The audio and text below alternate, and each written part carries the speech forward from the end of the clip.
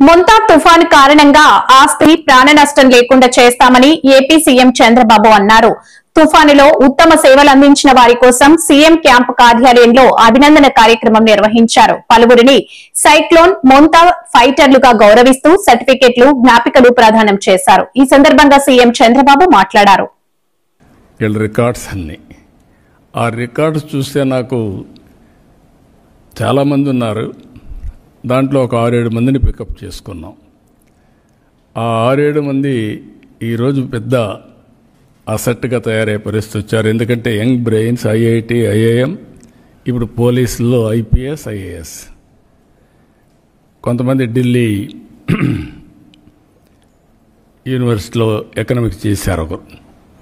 ఇవన్నీ కూడా తీసుకొని భాస్కర్ గారికి కొంత ఇది చేస్తే వండర్ఫుల్ ఎక్సర్సైజ్ చేశాడు. మామూలు ఎక్సర్సైజ్ బాగా చేశాడు. సిఎస్ గారు కోఆర్డినేట్ చేశారు. ఫస్ట్ టైం ప్రివెంటివ్ మెజర్ కింద తీసుకున్నప్పుడు మీరు చూస్తే ఎంత బాగా చేశారంటే ఒక టీం కింద లాస్ట్ మైల్లో ఉండే సెక్రటరియట్లో ఉండే వ్యక్తుల్ని కదిలించి రియల్ టైంలో ఫిజికల్గా వాళ్ళు వెళ్ళారు. టెక్నాలజీ సపోర్ట్ ఇచ్చాం. ఇది వండర్ఫుల్ ఎక్స్పీరియన్స్. ఈరోజు ఇక్కడ మీరు చూస్తే ఒక 5-పాయింట్ ఫార్ములాతో ఈ తుఫాన్ని ఎదుర్కోవడానికి ముందుకు పోయాం. 0 డెత్స్ ఉండాలని చెప్పి కోరుకున్నాం. ఎక్కడ ఎవరు చనిపోకూడదు. అదే సమయంలో ఆస్తి నష్టం, ప్రాణ నష్టాన్ని పూర్తిగా కాపాడాలని ముందుకు పోయాం. ఎప్పుడైతే ఇది పెట్టుకొని పోయామో ఒక 5 పాయింట్స్లో మీరు చూస్తే monitoring, alert mechanism, rescue operations, rehabilitation, normalcy, ఈ 5 ప్రిన్సిపల్స్ పెట్టుకొని వెళ్ళాం. తుఫాన్ని వచ్చినప్పటి నుంచి ట్రాకింగ్ మొదలుపెట్టాం. ఐఎండి మిగిలినటన్నీ ట్రాక్ చేశాం. చేసిన తర్వాత ఉండే ఎక్యురసీలో ఇంకా పర్ఫెక్షన్ రావాలి. దానికోసం ప్రయత్నం చేస్తున్నాం. ఉండే ఎక్యురసీతో ఎక్కడికక్కడ రియల్ టైం మనం డెవలప్ చేసిన అవేర్. ఒక ఎగ్జాంపుల్ మాత్రం రెయిన్ఫాల్ అవర్లీ, ఏ రెయిన్ గేజెస్లో ఎంత రెయిన్ పడిందో చూసుకొని అక్కడి నుంచి ఫ్లడ్ మేనేజ్మెంట్ మొదలుపెట్టాం. రిజర్వాయర్స్ కానీ, విలేజెస్ కానీ, చెరువులు కానీ, మొత్తం వాటర్ బాడీస్ అన్నీ తీసుకొని చేశాం. ఇప్పటి వరకు మీరు చూస్తే ఒక 2 చనిపోయారు, ఒకరిద్దరు వేరే కారణాల వల్ల దీంట్లో రికార్డ్ అయ్యారు. ఏదైనా కూడా అతిపెద్ద తుఫాన్ వీలైనంత మందిని కాపాడగలిగాం. ఒక సాటిస్ఫాక్షన్. రాజయ్యపేట ఘటనపై దళిత సంఘాల ఆగ్రహం. నిందితులను వెంటనే అరెస్ట్ చేయాలని డిమాండ్. అనకాపల్లి జిల్లా నక్కపల్లి మండలం రాజయ్యపేట గ్రామంలో మోంతా తుఫాన్ పునరావాస కేంద్రంలో తుఫాన్ బాధితులకు భోజనాల విషయంలో పంచాయతీ కార్యదర్శిపై కొంతమంది గ్రామస్తులు అనుచితంగా ప్రవర్తించారన్న ఘటనపై దళిత సంఘాలు తీవ్ర ఆగ్రహం వ్యక్తం చేశాయి. రాష్ట్ర నాటక అకాడమీ డైరెక్టర్ విలియం కేరీ ఆధ్వర్యంలో నియోజకవర్గ దళిత నాయకులు శుక్రవారం నక్కపల్లి ఇన్స్పెక్టర్ మురళిని కలిశారు. దళిత ఉద్యోగులపై జరుగుతున్న దాడులపై చర్యలు తీసుకోవాలని, రాజయ్యపేట ఘటనలో నిందితులను తక్షణమే అరెస్ట్ చేసి కఠిన శిక్షలు విధించాలని కోరుతూ ఫిర్యాదు చేశారు. అనంతరం విలియం కేరీ కుంచే మధు మీడియాతో మాట్లాడుతూ దళిత కార్యదర్శి సచివాలయం సిబ్బందిపై అనుచితంగా ప్రవర్తించినా ఇప్పటి వరకు చర్యలు తీసుకోకపోవడం బాధాకరం. వెంటనే నిందితులను అరెస్ట్ చేయాలి, లేని పక్షంలో పెద్ద ఎత్తున ఆందోళన చేపడతామని హెచ్చరించారు. ఈ కార్యక్రమంలో దళిత సంఘాల ప్రతినిధులు ఆశా, కోటి, గాంధీ, రాజు, కొండబాబు, దుర్గాప్రసాద్, విల్సన్, శ్రీను, అశోక్, శామ్యుయల్, కృష్ణానందం తదితరులు పాల్గొన్నారు. వాతావరణంలో నక్కపల్లి మండలం రాజీపేట గ్రామంలో ఆ గ్రామ కార్యదర్శి అయినటువంటి కాకర సత్యం, ఆ గ్రామ సర్వేయర్ అయినటువంటి కాకినాడ సాయి వికాస్, అలాగే మహిళా పోలీసు అయినటువంటి పాతాడ పావని అనే ముగ్గురు తన సామాజిక బాధ్యతతో కాకుండా, ఉద్యోగంలో కాకుండా వీళ్ళందరూ రాత్రింబవళ్ళు కష్టపడి ఎవరైతే బాధితులు ఉన్నారో, తుఫాను దాటికి గురైనటువంటి బాధితులు ఉన్నారో వాళ్ళందరికీ ప్రభుత్వ ఆదేశాల మేరకు వాళ్ళ విధి నిర్వహణలో అనేక మందికి భోజనాలు ఏర్పాటు చేయడం జరిగింది. ఆ ఏర్పాటు చేసిన తరుణంలో కొంతమంది కావాలని ఈ గ్రామ కార్యదర్శి ఒక దళితుడు అనే సదుద్దేశంతో అతని మీద ఏదో ఒక నెట్టాలనే ఉద్దేశంతో అతని మీద దాడి చేయడమే కాకుండా హత్యా ప్రయత్నం చేశారు. ఈ గ్రామంలో 10 మంది అక్కడ ఉన్నటువంటి అందరి సమక్షంలో జరిగిన ఈ దాడిని పాయకరావుపేట నియోజకవర్గం దళిత అందరి తరపున నేను తీవ్రంగా ఖండించడం జరుగుతుంది. ఇది జరిగి 24 గంటలు గడిచినప్పటికీ ఇంతవరకు నిందితులని ఎవరైతే అనుకుంటున్నారో వాళ్ళని ఇంతవరకు అరెస్ట్ చేసి రిమాండ్కి తరలించకపోవడం చాలా సిగ్గుచేటు. ఎందుకంటే మిత్రులారా, ఇది ఆంధ్రప్రదేశ్ రాష్ట్ర హోమ్ మినిస్టర్ గారి కాన్స్టిట్యున్సీ, అలాగే మా దళితుల కాన్స్టిట్యున్సీ అని చెప్పుకోవడం తప్ప ఒక ప్రభుత్వ దళిత అధికారిపై దాడిని ఇంతవరకు ఖండించిన పాపన పోలేదు. ఏదో తూచాప్రాయంగా వచ్చి ఏదో చూసుకుని వెళ్ళిపోవడం తప్ప ఇంతవరకు వాళ్ళని కనీసం స్టేషన్కి పిలిచి ఎందుకు అరెస్ట్ చేయలేదని చెప్పేసి పోలీసు వారిని డిమాండ్ చేస్తాం. అలాగే వాళ్ళు ఎవరైతే విధి నిర్వహణలో ఉన్నారో వాళ్ళందరికీ హక్కుని చేర్చుకొని జరిగిన వెంటనే రెవెన్యూ డిపార్ట్మెంట్ కానీ పంచాయతీరాజ్ డిపార్ట్మెంట్ వారికి సంఘీభావంగా వచ్చి మండల స్పెషల్ ఆఫీసర్ గారైనటువంటి వాళ్ళు ఒక రిప్రజెంటేషన్ ఇవ్వడం జరిగింది.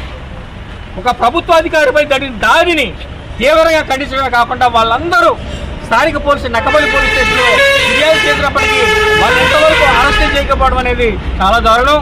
ఇదే ముందు జరిగితే పార్టీ జిల్లా కార్యదర్శి డి గోవిందరావు, కార్యదర్శి వర్గ సభ్యులు కె మోహన్ రావు స్థానిక సిపిఎం కార్యాలయంలో జరిగిన సమావేశంలో మాట్లాడుతూ రాష్ట్ర ప్రభుత్వం ఇండోసోల్ కోసం సరుగుజిలి, బూర్జా మండలాల్లో జెన్కో పేరుతో భూసేకరణ ప్రయత్నిస్తున్నారు. ప్రజలకు వాస్తవాలు చెప్పాలని జిల్లా మంత్రి స్థానిక ఎమ్మెల్యేను కోరారు. నమస్కారం. శ్రీకాకుళం జిల్లా సరుగుజిలి, బూర్జ ప్రాంతంలో ఇండోల్ సోలార్ కంపెనీకి భూములు ఇచ్చి ఈరోజు ఆ గిరిజన ప్రాంతంలో ప్రజానీకాన్ని బలి తీసుకుంటారా అని చెప్పి ఈవేళ మేము ప్రభుత్వాన్ని ప్రశ్నిస్తున్నాం. ఈరోజు జంకో ఆధ్వర్యంలోన అక్కడ సోలార్ పవర్ ప్లాంట్ నిర్మిస్తామని చెప్పి ఈ రోజు అసత్య ప్రచారం చేసినారు. ఈ రోజు ఇది ఇండోర్ సోల్ కంపెనీకి ఇస్తానన్నది ఈవేళ తెలిసింది. ఈవేళ ఎందుకు అట్లాంటి అబద్ధ ప్రచారాలు చేస్తున్నారు? ఈవేళ కేంద్ర రాష్ట్ర మంత్రులు, స్థానిక ఎమ్మెల్యే గారు ప్రజలకు సమాధానం చెప్పాలని చెప్పి మేము డిమాండ్ చేస్తాం. ఈ రోజు అక్కడ కానీ సోలార్ పవర్ ప్లాంట్ పెడితే ఆ ప్రాంతం అంతా కూడా మొత్తం బూడిద కుప్పలైపోయి భూగర్భ జలాలు ఇంకిపోయి ఇవాళ మొత్తం అంతా కూడా సర్వనాశనం అయిపోతుంది. అంతేకాకుండా ఆస్మా వంటి భయంకరమైన రోగాలు ఈ రోజు వెంటాడుతాయి. అలా అంతేకాదు ఈ రోజు దానికి 3200 మెగావాట్లు విద్యుత్ కంపెనీకి సుమారు 6 టీఎంసీలు నీరు అవసరం అవుతుంది. ఈవేళ 6 టీఎంసీలు నీరు కానీ ఈ ప్లాంట్కి కానీ ఇస్తే శ్రీకాకుళం జిల్లా మొత్తం అంతా కూడా బీడు పువ్వులుగా మారిపోతే ఈవేళ వ్యవసాయానికి నీరు అందక ఈ రోజు రిజర్వాయర్ ఉంది. రిజర్వాయర్కి సంబంధించి ఈవేళ నీరు లేదు. ఈవేళ దానికి నీరు కావాలంటే నేరడి వద్ద బ్యారేజ్ నిర్మించాలా. ఆ బ్యారేజ్ నిర్మించడానికి 600 కోట్లు కూడా కేటాయించలేని దౌర్భాగ్య పరిస్థితి. ఈవేళ డబుల్ ఇంజిన్ సర్కార్ గొప్పలు చెప్పుకొని ప్రభుత్వం ఎందుకు కేటాయించలేకపోతుందని చెప్పి మేము అడుగుతున్నాం. ఇండోర్ సోలార్ కంపెనీ గత ప్రభుత్వంతో ఒప్పందం కుదిసినప్పుడు చంద్రబాబు నాయుడు గారు వ్యతిరేకించినారు. ఈ రోజు అదే ఇండోర్ సోలార్ కంపెనీతోనే ఒప్పందం చేసుకుని ఇవాళ భూములు దారాదత్తం చేయాలని ప్రయత్నాలు చేస్తాను. అందుకోసం ఒక వైపున శ్రీకాకుళం జిల్లాలో అణువిద్యుత్ ప్లాంట్, మరొక వైపున థర్మల్ ప్లాంట్, ఇంకొక వైపున కార్గో ఎయిర్ ప్లాంట్, అదే సముద్ర తీర ప్రాంతం అంతా కూడా ఆదానికి ఎర్తమినర్ల కోసం ఇవాళ నువ్వు అప్పు చెప్పేస్తే శ్రీకాకుళం జిల్లాని మీరు శ్మశానం చేయదలుచుకుని రా అని చెప్పి మేము అడుగుదలుచుకున్నాం. అందుకోసం ఈ విధానాల మీద జిల్లా ప్రజలు కూడా ఆలోచన చెయ్యాలి అని చెప్పి విజ్ఞప్తి చేస్తున్నాం. ఇదేనా మీరు చేస్తున్న అభివృద్ధి? ధర్మల పవర్ ప్లాంట్ పెడితే ఉద్యోగాలు వస్తాయని చెప్తాను. ఇది పచ్చాబద్ధం. ధర్మాల పవర్ ప్లాంట్ పెడితే వస్తుంది బూడిద తప్ప ఉద్యోగాలు కాదని చెప్పి సందర్భంగా మేము చెప్పదలుచుకున్నాం. అందుకోసం ధర్మాల పవర్ ప్లాంట్ కి వ్యతిరేకంగా ఎంబీపీ పోలీస్ స్టేషన్ పరిధిలో డిగ్రీ విద్యార్థి సాయి తేజ ఆత్మహత్య కలకలం రేపింది. ఒకడిని టార్గెట్ చేశారని, తన కష్టాన్ని కూడా చెప్పుకోలేకపోయాడని సాయి తేజ తండ్రి సూర్యనారాయణ వాపోయారు. 2 లెక్చరర్లు వేధిస్తున్నారు అంటూ సాయి తేజ తీవ్రంగా భయపడ్డారు. మేం కాలేజీకి వెళ్లి మాట్లాడగా ఆ లెక్చరర్లు మాత్రం మా అబ్బాయి మంచోడంటూ పొగిడారు అని సాయి తేజ తండ్రి అన్నారు.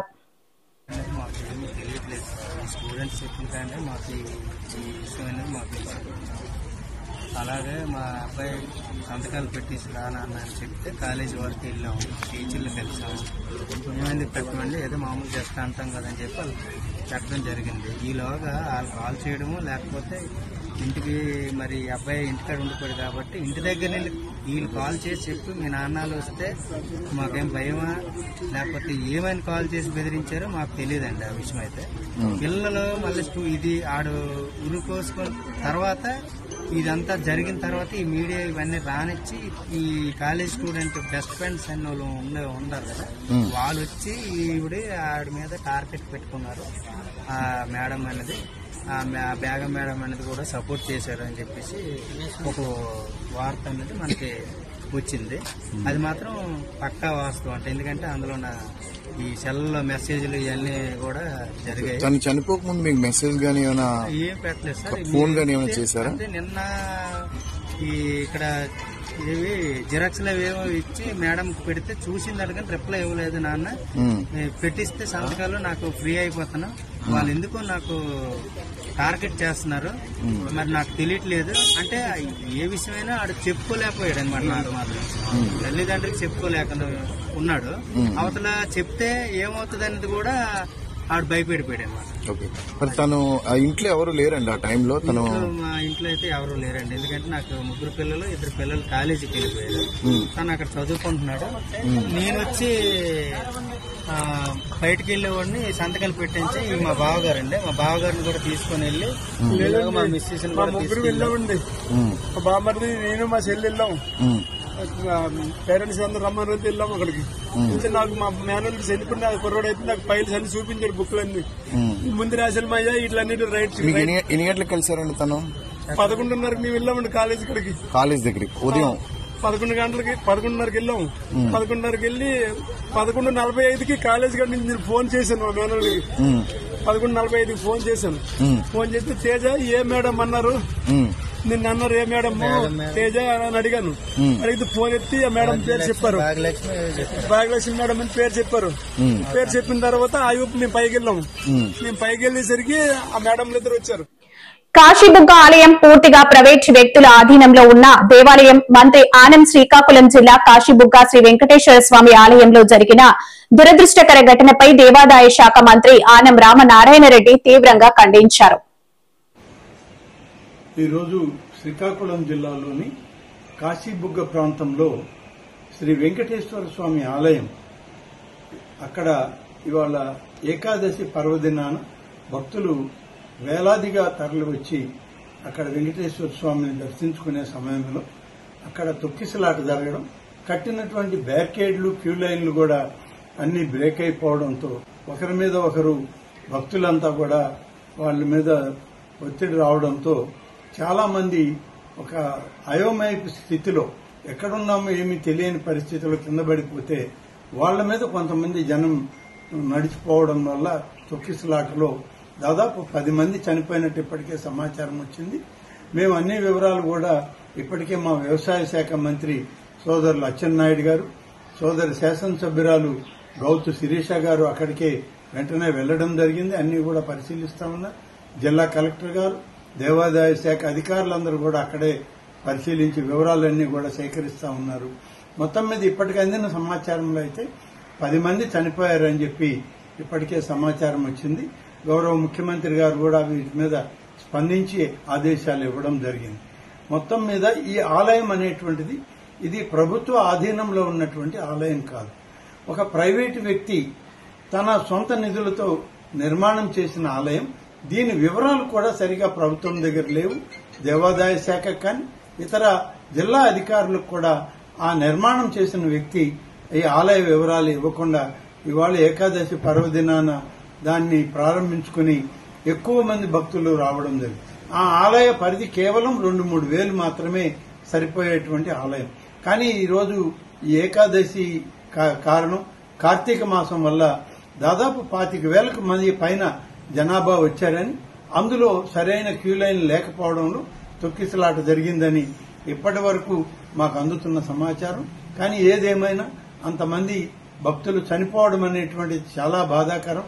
వారి కుటుంబ సభ్యులకి రాష్ట్ర ప్రభుత్వం తరఫున, దేవాదాయ శాఖ తరఫున వారికి ప్రగాఢమైన సానుభూతిని తెలియజేస్తూ ఇప్పటికే క్షతగాత్రులైన వాళ్ళందరినీ కూడా అన్ని ఆసుపత్రులకు తీసుకెళ్లి వాళ్ళకి కావలసినటువంటి మెరుగైన వైద్యం అందించాలని, మరి ఎటువంటి ఎక్కువ మంది ఇంకా దానిలో ఇబ్బంది పడ ఆడబిడ్డల జోలికి వచ్చే వారిపై కఠినంగా వ్యవహరించాలన్నదే పవన్ కళ్యాణ్ సంకల్పం.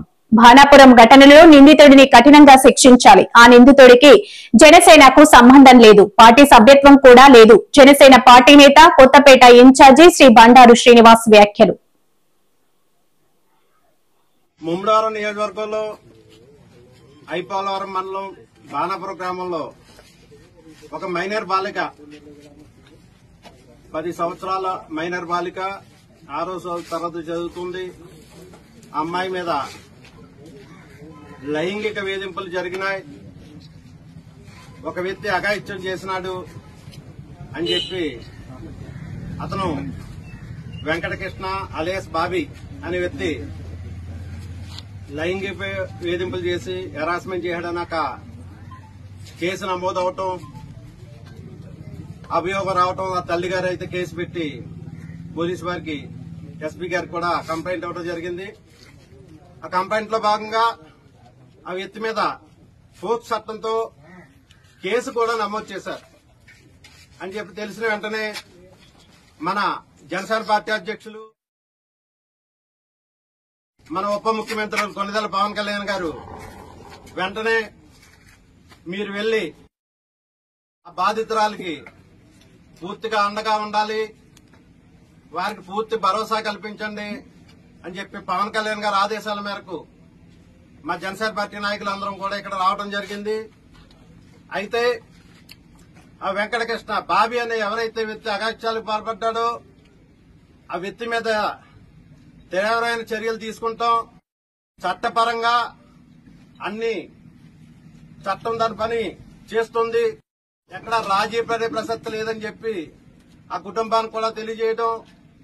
ఆ కుటుంబం కూడా చాలా చిన్న కుటుంబం, పాపం చాలా ఒక చిన్న పూరి గుడిసెలో వారు నివసిస్తూ ఉన్నారు. వారికి కూడా పూర్తి స్థాయిలో జనసేన పార్టీ తరఫున అండగా ఉంటామని చెప్పి మన పవన్ కళ్యాణ్ గారు అయితే వారు హామీ ఇవ్వడం జరిగింది.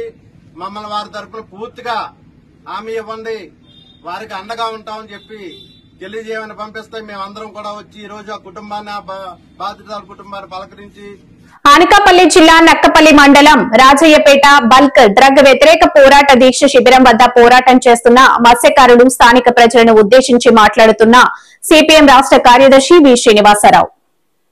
ఇబ్బందులలో ముంచి ఊపిరాడకుండా చేసి ఇక్కడ ఏదో రకంగా బలవంతంగా సరే బల్క్ డ్రగ్ ఫ్యాక్టరీ పెట్టాలి అని చెప్పనేటువంటి దీంతో ప్రభుత్వం మొండిగా వ్యవహరించడాన్ని మేము తీవ్రంగా ఖండిస్తున్నాము.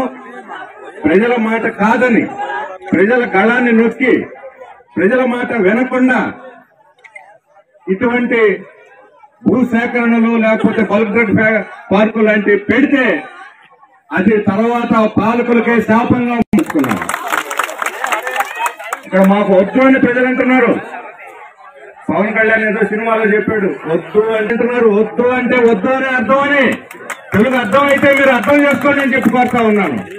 వీళ్ళ కోసం మీకు వినిపించడం లేదా? 49 రోజులుగా ఈ గ్రామస్తులు మొత్తం వందలాది మంది స్త్రీలు, పురుషులు, పిల్లలు, పెద్దవాళ్లు అందరూ కూర్చొని వర్షం అన్నా ఎండ అయినా లెక్క చేయకుండా ఇక్కడ శిబిరం పైన ఉన్నా లేకపోయినా కొన్ని రోజుల పాటు శిబిరాన్ని కూడా అనుమతించకపోతే ఎండలోనే కూర్చొని ఇక్కడ ఈ దీక్ష చేస్తున్నారంటే మీకు అర్థం కావటం లేదా? ప్రభుత్వానికి అని చెప్పి నేను అడుగుతున్నాను. మీరు మనుషులేనా? హృదయం ఉందా? మానవత్వం ఉందా అని చెప్పి అడుగుతున్నాను. మనుషుల కోసమేనా ఈ అభివృద్ధి, లేకపోతే అతని అంబానీల కోసం మీరు చేసే అభివృద్ధి అని చెప్పి అడుగుతున్నాను. జనం ఓట్లు కావాలి. ఇప్పుడేమో వాళ్ళ మీద యుద్ధం ప్రకటిస్తారా? వాళ్ళనే నాశనం చేయాలని చూస్తారని చెప్పి అడుగుతున్నాను. మాకు పోలీస్ పర్మిషన్ ఇచ్చే దాంట్లో 1,00,000 ఆంక్షలు పెట్టారు. అడుగు అడుగున ఇక్కడ చెక్ పోస్టులు పెట్టి ఆపి మరీ పంపించారు. అందులో 2 ఘటనలు చెప్పారు. మేము ఎందుకని ఆంక్షలు పెట్టామంటే ఆమె అనితమ్మ గారు ఆమెను అడ్డగించారు, అలాగే హైవే మీద కూర్చున్నారు 100 మంది, ల్యాండ్ ఆర్డర్ ప్రాబ్లం ఉంది, అందుకని మేము జాగ్రత్తలు తీసుకుంటున్నాము. మేము ఒకటే అడుగుతున్నాం, అనితమ్మ గారిని ప్రజలు ఎందుకు నిలవరించారు, ఎందుకు ప్రశ్నించారు మీకు అర్థం కాలేదని అడుగుతున్నాను.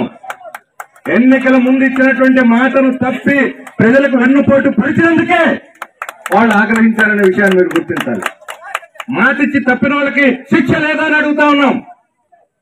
అనితమ్మ గారు ఈ రోజు ఇక్కడ ఎమ్మెల్యే మాత్రమే కాదు, ఆమె హోమ్ మినిస్టర్. పోలీసులంతా ఆమె చేతిలో ఉంటారు. ఈ రోజు ప్రభుత్వాలు ఉంటాయి, పోతాయి, పదవులు ఉంటాయి, పోతాయి.